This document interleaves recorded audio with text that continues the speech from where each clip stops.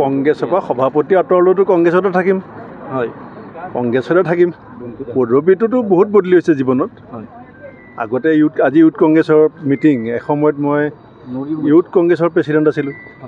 তাৰ পৰা আঁতৰালে APCC-লৈ গ'লোঁ, পাৰ্লিমেণ্টাৰী ছেক্ৰেটাৰী আছিলোঁ। তাৰ পৰা আঁতৰালে AICC-লৈ গ'লোঁ। পদবী বদলি হৈ থাকিব, দল একে থাকিব। মই নাজানো, টিভিত দেখিছোঁ, মোৰ গুৰিত তথ্য নাই। নহয়, মই টিভিতে দেখিছোঁ। চাওক, মই ৰাতিপুৱা আপোনালোকে টিভিত বজাইছে, মই টিভিত দেখিছোঁ। এতিয়া সেইটো সঁচা নিউজ নে মিছা নিউজ, সেইটো মই ক'ব নোৱাৰোঁ। যদি সঁচা কি ক'ব?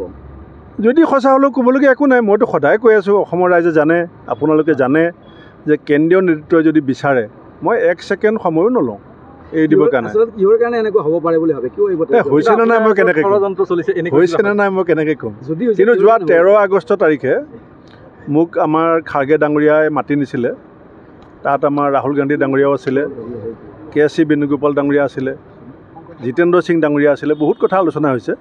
তাত মোক কোনো সংকেত দিয়া নাই। ইয়াত এতিয়া কেনেকৈ ওলাইছে মই নাজানো। আচ্ছা, গৌৰৱ গগৈ ডাঙৰীয়াৰ নেতৃত্বত চলা বুলি ওলাইছে আৰু সভাপতি হ'ব। চাওক, মই এইখিনি কথা টিভিত শুনিছোঁ। এতিয়া টিভি নিউজ আপোনালোকে বজাইছে, আপোনালোকেহে মোক ক'ব লাগিব যে চ'ৰ্চটো ক'ত পালে।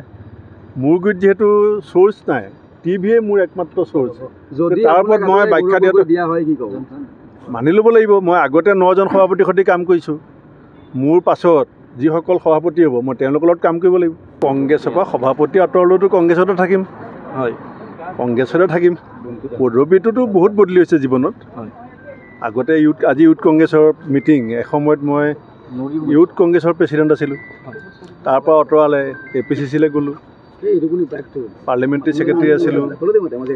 তাৰ পৰা আঁতৰালে AICC-লৈ গ'লোঁ। পদবী বদলি হৈ থাকিব, দল একে থাকিব। মই নাজানো, টিভিত দেখিছোঁ, মোৰ গুৰিত তথ্য নাই। নহয়, মই টিভিতে দেখিছোঁ। চাওক, মই ৰাতিপুৱা আপোনালোকে টিভিত বজাইছে, মই টিভিত দেখিছোঁ। এতিয়া সেইটো সঁচা নিউজ নে মিছা নিউজ, সেইটো মই ক'ব নোৱাৰোঁ। যদি সঁচা কি ক'ব?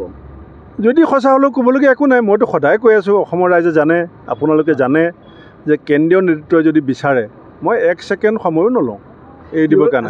কিহৰ কাৰণে এনেকুৱা হ'ব পাৰে বুলি ভাবে? কিয় হৈছে নে নাই মই কেনেকৈ ক'ম? হৈছে নে নাই মই কেনেকৈ ক'ম? কিন্তু যোৱা 13 আগষ্ট তাৰিখে মোক আমাৰ খাৰ্গে ডাঙৰীয়াই মাতি নিছিলে। তাত আমাৰ ৰাহুল গান্ধী ডাঙৰীয়াও আছিলে, KC বেণুগোপাল ডাঙৰীয়া আছিলে, জিতেন্দ্ৰ সিং ডাঙৰীয়া আছিলে। বহুত কথা আলোচনা হৈছে। তাত মোক কোনো সংকেত দিয়া নাই। ইয়াত এতিয়া কেনেকৈ ওলাইছে মই নাজানো। আচ্ছা, গৌৰৱ গগৈ ডাঙৰীয়াৰ নেতৃত্বত চলা বুলি ওলাইছে আৰু সভাপতি হ'ব। চাওক, মই এইখিনি কথা টিভিত শুনিছোঁ। এতিয়া টিভি নিউজ আপোনালোকে বজাইছে, আপোনালোকেহে মোক ক'ব লাগিব যে চ'ৰ্চটো ক'ত পালে। মোৰ গুৰিত যিহেতু চ'ৰ্চ নাই, টিভিয়ে মোৰ একমাত্ৰ চ'ৰ্চ।